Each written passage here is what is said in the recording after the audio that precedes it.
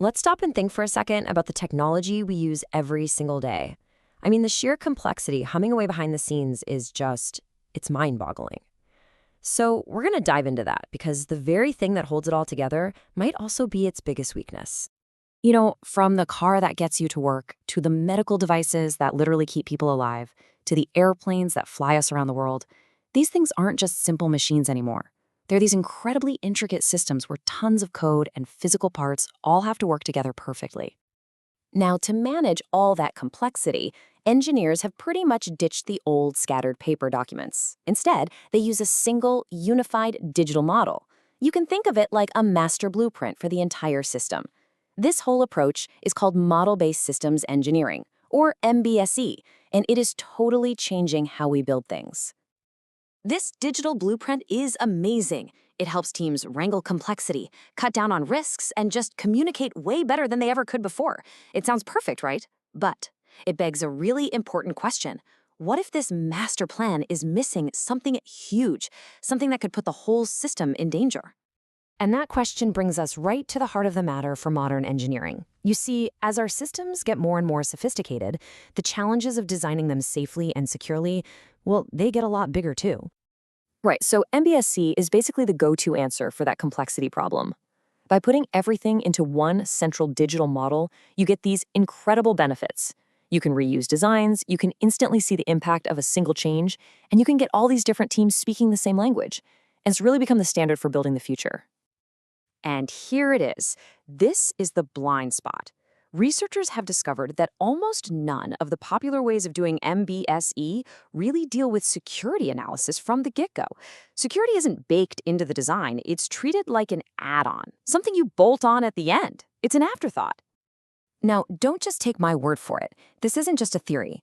A recent study actually surveyed engineers working in aerospace, defense, healthcare, you name it, to see what's really happening on the ground. And the results, well, they're pretty eye-opening. Okay, so take a look at this. This chart shows you who is actually on these design teams.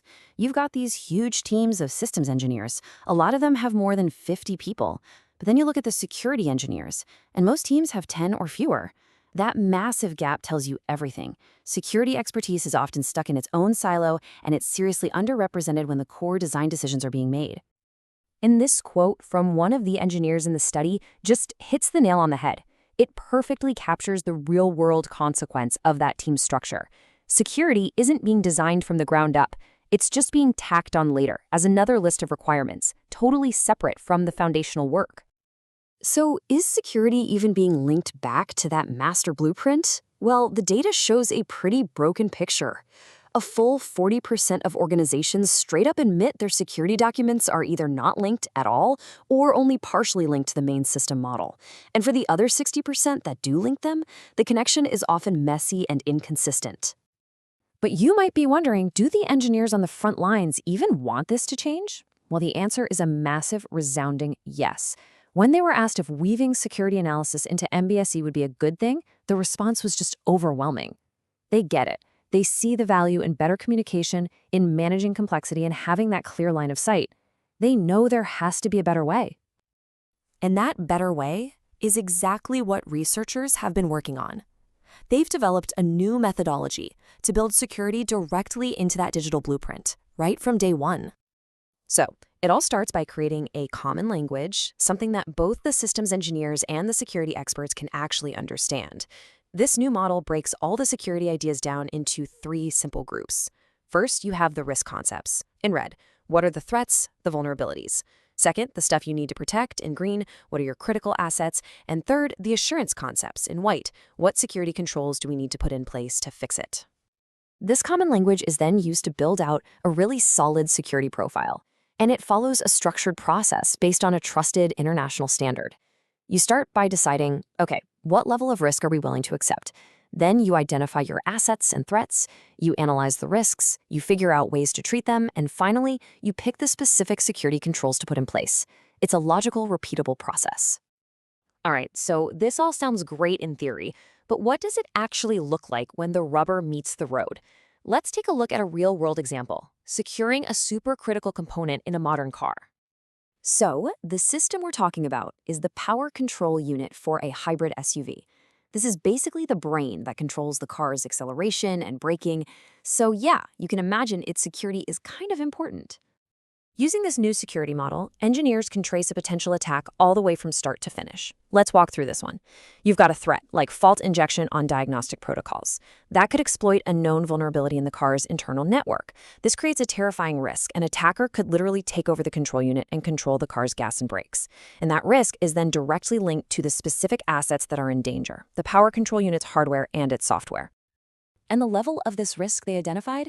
A 10 out of 10, the highest possible severity. I mean, having that kind of clarity right there inside the design model itself is a total game changer. But here's the thing.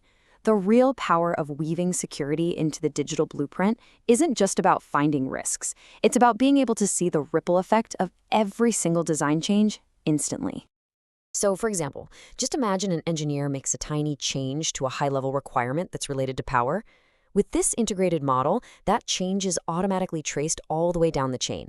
It immediately connects to the power subsystem, which links to the power control unit, and boom, it instantly flags the specific hardware and software assets that we just identified as being at super high risk.